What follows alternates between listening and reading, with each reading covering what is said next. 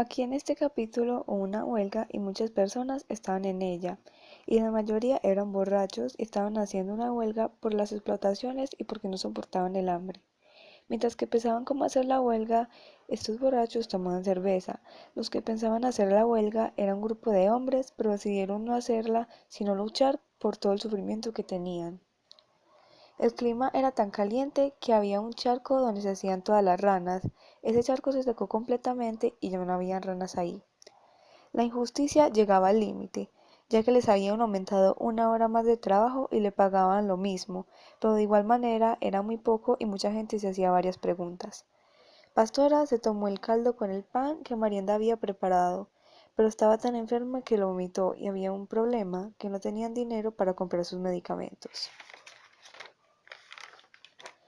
Aquí volvieron a decidir si armarían la huelga porque según los hombres que la iban a organizar, la pidieron por razones justas, entonces necesitaban gente que los apoyara para la huelga. Aquí hubo una pelea de gallos, uno se llamaba Camaleón y el otro se llamaba Veneno.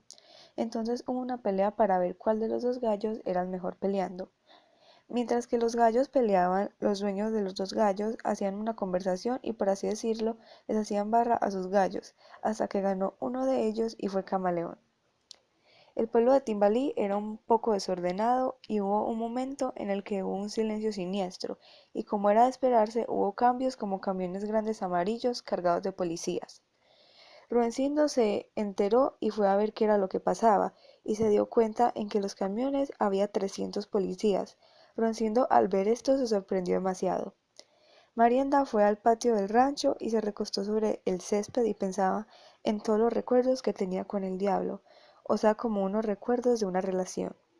Hubo un tiempo en el que el pueblo de Timbalí se puso peor de lo que estaba y había muchos policías con fusiles y muchas más cosas.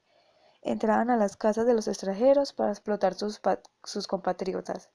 Después de explotar a los compatriotas de los extranjeros, había varios policías que se arrepentían sobre lo que habían hecho, pero después pensaban en que ese era su trabajo y tenían que luchar para que Timbalí mejorara.